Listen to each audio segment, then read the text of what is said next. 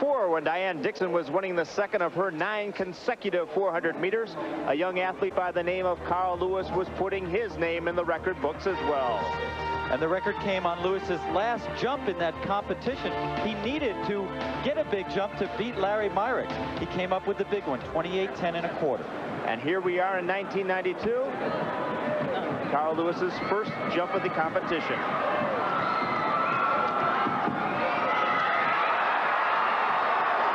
Lewis sits back a little bit in his landing. I talked with Tom Tellez, his coach. He said Carl has worked harder this fall than any fall in recent memory. This in spite of the fact that he's had more calls for more interviews, for more endorsements than ever before.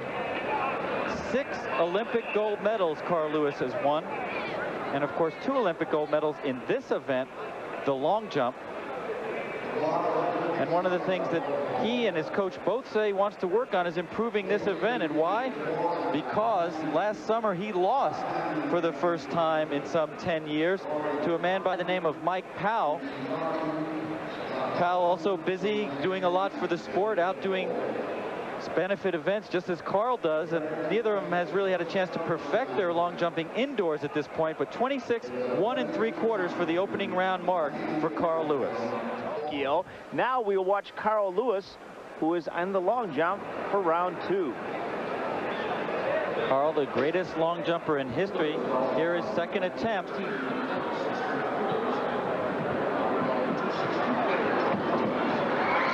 little bit tentative on the runway for Lewis, and Lewis dropped out of a final of a 60 meters event in Glasgow, Scotland just 3 weeks ago because of muscle soreness and tightness.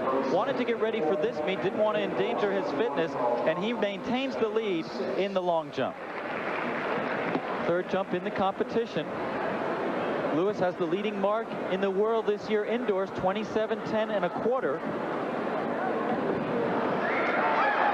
That's a little bit better than his first 2 round jumps, 26:1 3/4 in the early rounds, now 26:8 1/4 in the third round. Set his leading mark in Stockholm of 27:10 1/4 for the season. Carl Lewis, after that great competition with Mike Powell at the World Championships, says he will jump 30 feet this year. Powell, of course, eclipsing the world record of Bob Beamon with his 29:4 1/2 in Tokyo. Here now we look at Carl Lewis' 5th attempt. Getting ready for his 5th attempt is Carl Lewis. Had a very poor 4th attempt, 25:10 3/4. And this is much better for Lewis. Really his first good jump of the evening. And I saw him talking with his coaches, thinking about how to make some adjustments after that 4th round jump. And here, still a little questionable up in the air. He's such a great technician that Carl, his coaches say, is like a computer. If he makes a mistake, you tell him what the error is, and then he immediately makes an adjustment in the next jump. Now let's go back to the long jump, where Carl Lewis, with his 6th and final round. Not the best evening of long jumping in Carl Lewis's storied long jumping history. 27 feet 3/4 of an inch. His best jump so far. Oh, but by far his best jump.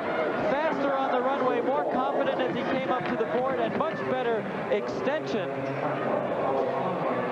Lewis said that last year he played a little bit of Russian roulette by not competing enough in the long jump during the regular season. He got to the World Championships, had his best jumping ever, but lost to Mike Powell. Here you see his action and extension much better. A little bit better of a landing, still could have been a little more forward on that jump, but 27:4 3/4. He closes out with his best jump of the evening in first place. Joe Greene had a long foul, but only finishes second. Llewellyn Starks finishes third. So the streak continues. Carl Lewis hasn't lost an indoor meet in 11 years. Carl Lewis, 27:4 3/4. Does that fit in the great scheme of things to you? Well, I would always like to jump farther, but this isn't an easy place to jump in. It's very crowded for me, and I haven't jumped much indoors. But that's what everyone has to compete in, the same conditions. So I was very pleased to work some things out. This time last year, I didn't have any competitions, and I used this kind of meet in June. So just having this meet now is very important, and I'm just glad to be back at the Nationals. I have to ask you, did you watch the Winter Olympics? Did it get the juices moving in you? Well, I did watch it, and of course I'm a fan just like everybody else. I cheered on a lot of Americans, and a lot of friends of mine that came over during that 2-week period were bored to death because that's all that was on my television set. So Make you think about Barcelona a little bit? Well, a little bit, but we have a lot to think about, and what's great for me is that I've been to 2 Olympic Games, and I know what to expect, what to look forward to, and how to pace myself at the same time. I want to know if I was hearing things. A couple of weeks ago, you said the 100 and the relay were definite, but that there was a toss-up between the 200 and the long jump. I find that almost impossible to believe that you, the most consistent, the best long jumper in history, would consider passing up the long jump in Barcelona, yes? Well, that's a possibility. My main objective, though, before I retire, I feel that I can jump a lot farther, and if I can achieve that particular goal and enable myself to run in the Olympics in the 200, which is a very competitive event as well, that's a possibility. I'm not giving any definites or anything, and that's something I cannot answer until July, but I'm leaving all options open. Because there is some unfinished business with Mike Powell in the record, right? Oh, I definitely feel I can jump farther, and Mike had a tremendous performance last year, and he's helped inspire the entire event. But I feel that until I reach my goals or my potential, I will not stop the event. So if I don't feel I've reached my potential, well, then there's no question I'll be there jumping. We'll look forward to it. Thank you. Great, thank you. No athlete other than himself has ever come close within a foot of Carl Lewis's indoor